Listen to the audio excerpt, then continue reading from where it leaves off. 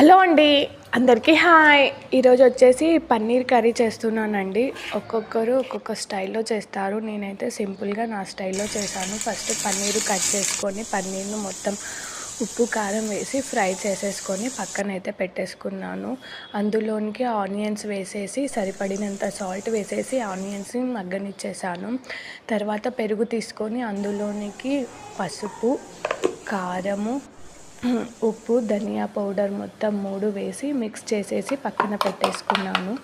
So onions మొత్తం మగ్గిపోయాయి. అందులోనికి 2 టమాటాలు cut చేసి వేసుకున్నాను.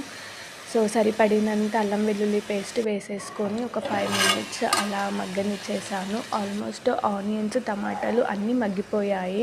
సో మనం ప్రిపేర్ చేసుకున్న పెరుగు మసాలా ఉంది కదా, అది వేసేస్తున్నాను. వేసేసి ఒక 10 మినిట్స్ అలా మొత్తాన్ని మరగబెట్టేసుకోవాలి. సో ఆల్మోస్ట్ మరిగిపోయింది, అంటే ఉడికింది మొత్తం. ఆయిల్ కూడా పైన తేలింది, చూసారు కదా. ఈ టైంలో మనం ఫస్ట్ ఫ్రై చేసుకొని పక్కన పెట్టేసుకున్నాం కదా, ఆ పన్నీర్ వేసేసుకొని ఒక 5 మినిట్స్ పన్నీర్తో పాటు హై ఫ్లేమ్లో ఉడకపెట్టేసుకొని ఇంకా లాస్ట్కు కొత్తిమీరతో గార్నిష్ చేసేసుకుంటే నా స్టైల్ సింపుల్గా పన్నీర్ కర్రీ రెడీ అయిపోతుంది.